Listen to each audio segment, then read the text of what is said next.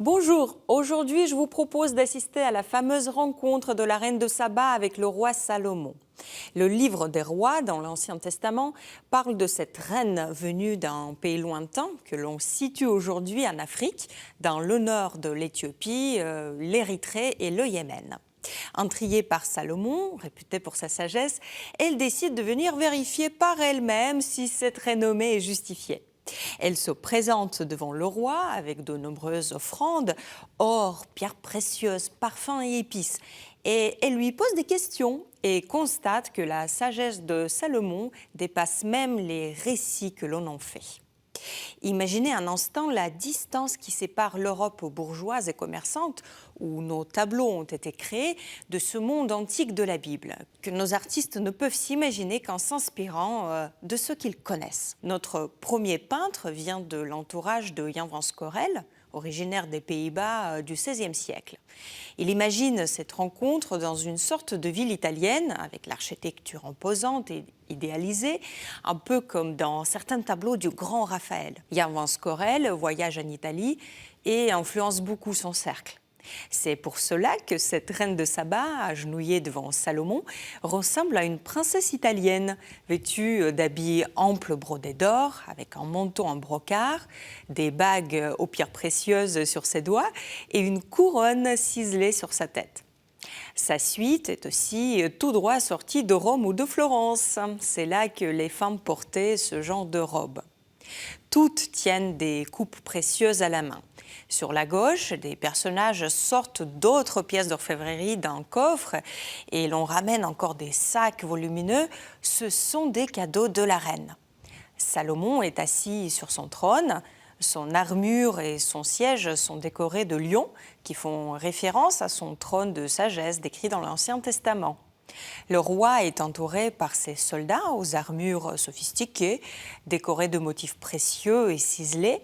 Le peintre fait preuve d'un goût très raffiné appelé le maniérisme qui embrase l'Europe entière. Mais c'est la reine qui est, de tous les personnages du tableau, gagne en beauté et en noblesse.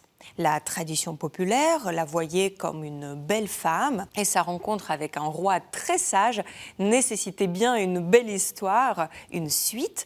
Alors la tradition populaire éthiopienne a retenu une version dans laquelle un enfant avait été conçu par la reine avec Salomon et qui était devenu l'ancêtre des monarques éthiopiens. Si pour certains, la rencontre entre la reine et Salomon est une occasion de parler d'une histoire d'amour, pour d'autres, c'est plutôt une histoire politique.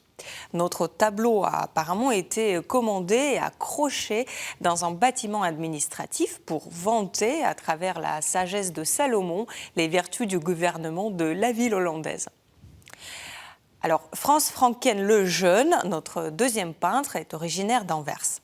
Son tableau allie l'Orient biblique, exotique, avec le turban du roi, sa barbe épaisse, mais aussi une servante noire derrière la reine, avec la vie quotidienne des Flandres du XVIIe siècle. Des carafes et des vases en argent, avec un décor doré, des chefs-d'œuvre d'orfèvrerie qui signifiaient les offrandes de la reine, pouvaient être achetés dans les Flandres et les Pays-Bas des années 1620. Un autre clin d'œil à la vie contemporaine est le théâtre.